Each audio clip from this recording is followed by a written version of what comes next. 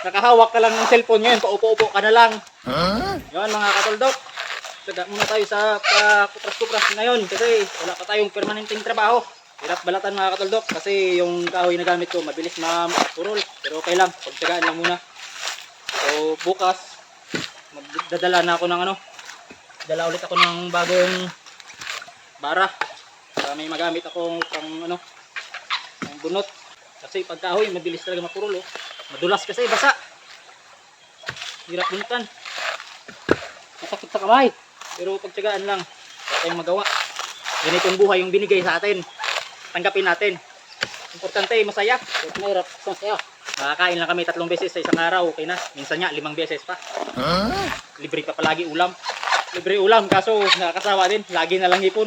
Ito yung kikitain namin sa ganito sa Kupras. Makakabili din kami ng ng bigas, ng isda. Mas maganda na tumambay dito sa bundok. Marami kang pwedeng gawin kaysa tumambay ka sa tabi ng kalsada. Ano gagawin mo sa tabi ng kalsada? Magbibilang sa sasakyan. Bilang ng sakyan. Dito sa amin, dito sa bundok, bawal ang tamad dito. Kung tamad ka dito, gutom ka. Kami dito, lagi kaming nagbabanat ng buto. Kasi mahirap pag hindi ka nagbanat ng buto, ma-stroke ka. Hirap na stroke. Hirap ma-stroke. Madala ka mawala sa mundo. Hindi ka lang ma-stroke, gutom ka pa pag hindi ka nagbanat ng buto. Kasama ko, kapakabilis. Ano yung sanay? Yan. Talaga. Ayan, isa, kasama ko, bilis, grabe. Hirap ng ganito mga katuldok. Ngayon, tawis ko, tagaktak na. Bago mo gawin yung ganito, dudugos ka pa, mag-harvest ka. Aakyatin mo yung nyog. Kita yung mga nyog dyan, napakataas nyan. Sa 3 buwan ulit, mag-harvest ulit kami. Ganito ulit. Tuwing 3 buwan kami nag-harvest mga katuldok. Tapos mong harvest, ipunin mo yung nyog. Babalatan, ganito. Tapos isasalang namin yan sa sa tapahan, sa apoy para matuyo. Bago namin ipakilo. Gawin na namin pera. Mahirap ka kumita ng pera. Tulad dito mga katuldok ko. Itim na, nababad sa tubig. Napakadulas, hirap tanggalan ng balat. Tapos sabayan pa nitong gamit ko na mapurol. Gaya ng bara, ganyan, hindi mapurol. Grabe. Kita mo? Tulis. Bilis. Bilis niya.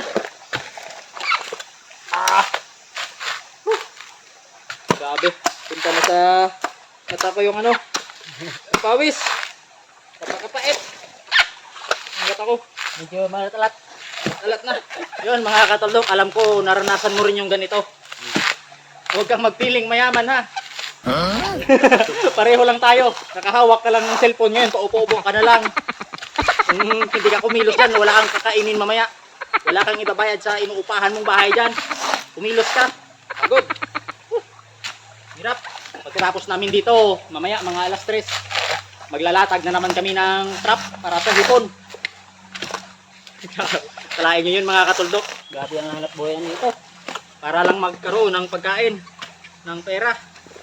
Yung babalatan namin ng nyog ngayon mga katuldok, nasa 800 piraso pa lang. So susunod na yung iba. Unti-unti lang namin kasi mahirap yun. Baka mabigla yung katawan namin. Baka bukas di na kami makapagbalat ng nyog. Baga lang ba? Importante ngayong araw may nagawa. Maganda dito sa pwesto namin, malapit yung ilog. Hindi ka maligo. Hindi ka maligo. Wala kaming ibang pagkakitaan ng pera kundi ganitong trabaho. Wala mang tanggap ng trabaho sa amin eh. Hindi reject kami. Nire-reject kami ng mga ibang tao. Kaya dito lang kami sa bundok. Kasi maraming trabaho dito kaso nire-reject kami kasi nga hindi nila kami kilala. Kumbaga wala masyadong kumukuha sa amin kasi lagi kaming nasa bundok. Kala nila wala kaming alam na trabaho. Meron naman kaming alam na trabaho. Hindi lang nila alam. Marami kaming kayang gawin na hindi nila alam. Pagod mga katuldok. Kakamalay. Oh, baw. Oh. Yun mga katuldok, dati ito ginagawa naming pagkain. Ang tawag sa amin ito, bukag. Yan. Pantawid gutom namin to dati. Ano? Sarap to. So, malapit na matapos. Kundi na lang. Pagkatapos namin dito, lipat naman kami doon sa kabila. At doon, marami pa kaming tatanggalan ng balat doon. Para bukas,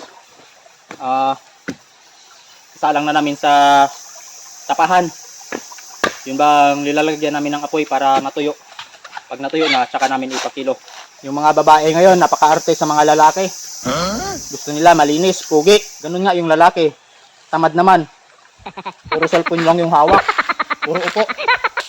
Kaya ka bang buhayin nun? You know, maliit. Pag maliit yung bukag, mas masarap.